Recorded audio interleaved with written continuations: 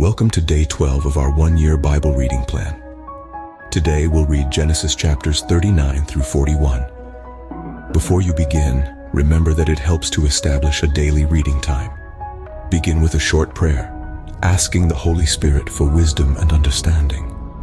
Always read for understanding and to hear from God, not just to finish today's reading. Please like, subscribe, and share this video to bless someone else. Now let's begin.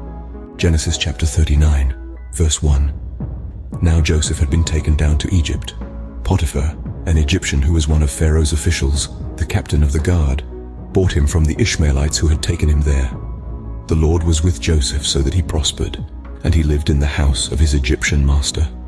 When his master saw that the Lord was with him, and that the Lord gave him success in everything he did, Joseph found favor in his eyes and became his attendant. Potiphar put him in charge of his household, and he entrusted to his care everything he owned. From the time he put him in charge of his household and of all that he owned, the Lord blessed the household of the Egyptian because of Joseph. The blessing of the Lord was on everything Potiphar had, both in the house and in the field. So Potiphar left everything he had in Joseph's care. With Joseph in charge, he did not concern himself with anything except the food he ate. Now Joseph was well built and handsome, and after a while his master's wife took notice of Joseph and said, "Come to bed with me." But he refused. "With me in charge," he told her, "my master does not concern himself with anything in the house. Everything he owns he has entrusted to my care. No one is greater in this house than I am. My master has withheld nothing from me except you, because you are his wife. How then could I do such a wicked thing and sin against God?" Verse 10.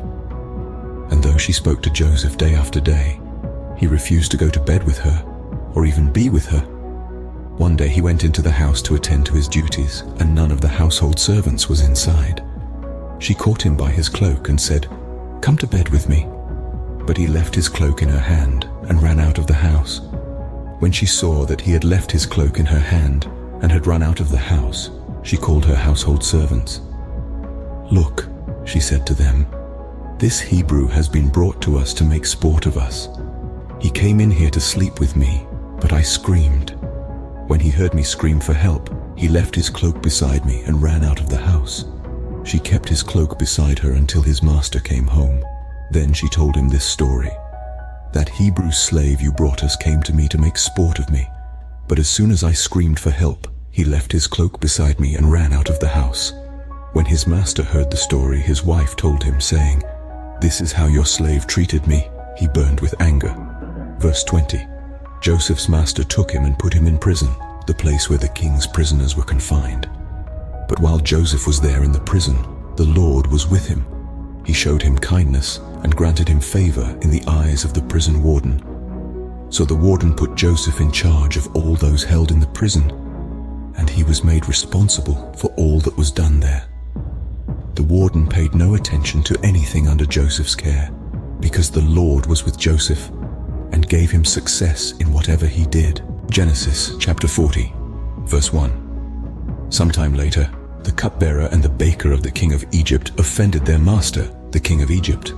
Pharaoh was angry with his two officials, the chief cupbearer and the chief baker, and put them in custody in the house of the captain of the guard, in the same prison where Joseph was confined. The captain of the guard assigned them to Joseph, and he attended them. After they had been in custody for some time, each of the two men, the cupbearer and the baker of the king of Egypt, who were being held in prison, had a dream the same night, and each dream had a meaning of its own. When Joseph came to them the next morning, he saw that they were dejected. So he asked Pharaoh's officials who were in custody with him in his master's house, "Why do you look so sad today?" "We both had dreams," they answered, "but there is no one to interpret them." Then Joseph said to them, "Do not interpretations belong to God? Tell me your dreams." So the chief cupbearer told Joseph his dream. He said to him, "In my dream, I saw a vine in front of me." Verse 10. "And on the vine were 3 branches. As soon as it budded, it blossomed, and its clusters ripened into grapes. Pharaoh's cup was in my hand, and I took the grapes, squeezed them into Pharaoh's cup, and put the cup in his hand." "This is what it means," Joseph said to him. "The 3 branches are 3 days. Within 3 days Pharaoh will lift up your head and restore you to your position, and you will put Pharaoh's cup in his hand, just as you used to do when you were his cupbearer. But when all goes well with you, remember me and show me kindness. Mention me to Pharaoh and get me out of this prison. I was forcibly carried off from the land of the Hebrews, and even here I have done nothing to deserve being put in a dungeon." When the chief baker saw that Joseph had given a favorable interpretation, he said to Joseph, "I too had a dream. On my head were 3 baskets of bread. In the top basket were all kinds of baked goods for Pharaoh, but the birds were eating them out of the basket on my head." "This is what it means," Joseph said. "The 3 baskets are 3 days. Within 3 days Pharaoh will lift off your head and impale your body on a pole, and the birds will eat away your flesh." Verse 20. Now the 3rd day was Pharaoh's birthday, and he gave a feast for all his officials. He lifted up the heads of the chief cupbearer and the chief baker in the presence of his officials. He restored the chief cupbearer to his position so that he once again put the cup into Pharaoh's hand. But he impaled the chief baker, just as Joseph had said to them in his interpretation. The chief cupbearer, however, did not remember Joseph. He forgot him. Genesis chapter 41, verse 1. When 2 full years had passed, Pharaoh had a dream. He was standing by the Nile, when out of the river there came up 7 cows, sleek and fat, and they grazed among the reeds. After them, 7 other cows, ugly and gaunt, came up out of the Nile and stood beside those on the riverbank. And the cows that were ugly and gaunt ate up the 7 sleek fat cows. Then Pharaoh woke up. He fell asleep again and had a second dream. 7 heads of grain, healthy and good, were growing on a single stalk. After them, 7 other heads of grain sprouted, thin and scorched by the east wind. The thin heads of grain swallowed up the 7 healthy, full heads. Then Pharaoh woke up. It had been a dream. In the morning his mind was troubled, so he sent for all the magicians and wise men of Egypt. Pharaoh told them his dreams, but no one could interpret them for him. Then the chief cupbearer said to Pharaoh, "Today I am reminded of my shortcomings."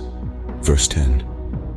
Pharaoh was once angry with his servants, and he imprisoned me and the chief baker in the house of the captain of the guard. Each of us had a dream the same night, and each dream had a meaning of its own. Now a young Hebrew was there with us, a servant of the captain of the guard. We told him our dreams, and he interpreted them for us, giving each man the interpretation of his dream. And things turned out exactly as he interpreted them to us. I was restored to my position, and the other man was impaled. So Pharaoh sent for Joseph, and he was quickly brought from the dungeon. When he had shaved and changed his clothes, he came before Pharaoh. Pharaoh said to Joseph, "I had a dream, and no one can interpret it. But I have heard it said of you that when you hear a dream, you can interpret it." "I cannot do it," Joseph replied to Pharaoh, "but God will give Pharaoh the answer he desires." Then Pharaoh said to Joseph, "In my dream I was standing on the bank of the Nile, when out of the river there came up 7 cows, fat and sleek, and they grazed among the reeds. After them 7 other cows came up, scrawny and very ugly and lean. I had never seen such ugly cows in all the land of Egypt." Verse 20. The lean, ugly cows ate up the 7 fat cows that came up first. But even after they ate them, no one could tell that they had done so. They looked just as ugly as before. Then I woke up. In my dream I saw 7 heads of grain, full and good, growing on a single stalk. After them 7 other heads sprouted, withered and thin and scorched by the east wind. The thin heads of grain swallowed up the 7 good heads.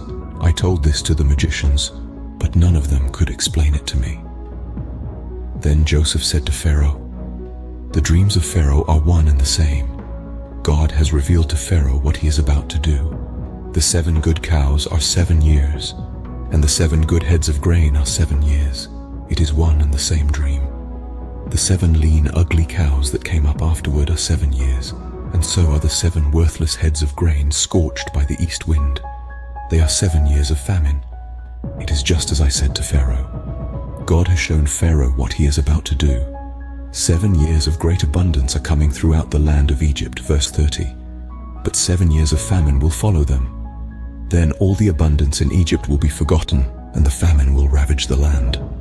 The abundance in the land will not be remembered, because the famine that follows it will be so severe. The reason the dream was given to Pharaoh in two forms is that the matter has been firmly decided by God, and God will do it soon.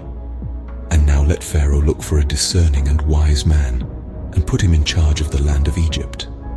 Let Pharaoh appoint commissioners over the land, to take a fifth of the harvest of Egypt during the 7 years of abundance. They should collect all the food of these good years that are coming, and store up the grain under the authority of Pharaoh, to be kept in the cities for food. This food should be held in reserve for the country, to be used during the 7 years of famine that will come upon Egypt, so that the country may not be ruined by the famine. The plan seemed good to Pharaoh and to all his officials. So Pharaoh asked them, "Can we find anyone like this man, one in whom is the Spirit of God?" Then Pharaoh said to Joseph, "Since God has made all this known to you, there is no one so discerning and wise as you." Verse 40, "You shall be in charge of my palace, and all my people are to submit to your orders. Only with respect to the throne will I be greater than you." So Pharaoh said to Joseph, "I hereby put you in charge of the whole land of Egypt." Then Pharaoh took his signet ring from his finger and put it on Joseph's finger.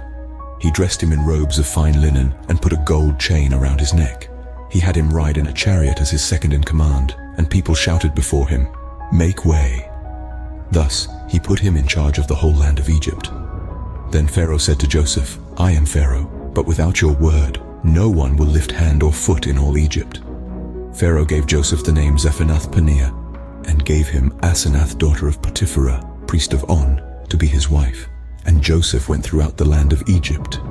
Joseph was 30 years old when he entered the service of Pharaoh, king of Egypt. And Joseph went out from Pharaoh's presence and traveled throughout Egypt. During the 7 years of abundance, the land produced plentifully. Joseph collected all the food produced in those 7 years of abundance in Egypt and stored it in the cities. In each city he put the food grown in the fields surrounding it. Joseph stored up huge quantities of grain like the sand of the sea. It was so much that he stopped keeping records because it was beyond measure. Verse 50. Before the years of famine came, 2 sons were born to Joseph by Asenath, daughter of Potipherah, priest of On. Joseph named his firstborn Manasseh and said, "It is because God has made me forget all my trouble and all my father's household." The second son he named Ephraim and said, "It is because God has made me fruitful in the land of my suffering." The 7 years of abundance in Egypt came to an end, and the 7 years of famine began, just as Joseph had said. There was famine in all the other lands, but in the whole land of Egypt there was food. When all Egypt began to feel the famine, the people cried to Pharaoh for food. Then Pharaoh told all the Egyptians, "Go to Joseph and do what he tells you." When the famine had spread over the whole country, Joseph opened all the storehouses and sold grain to the Egyptians, for the famine was severe throughout Egypt. And all the world came to Egypt to buy grain from Joseph because the famine was severe everywhere. This concludes Genesis chapters 39 through 41 for day 12. We hope you're enjoying these daily videos. Remember, you can access all videos through the playlist link in the description below.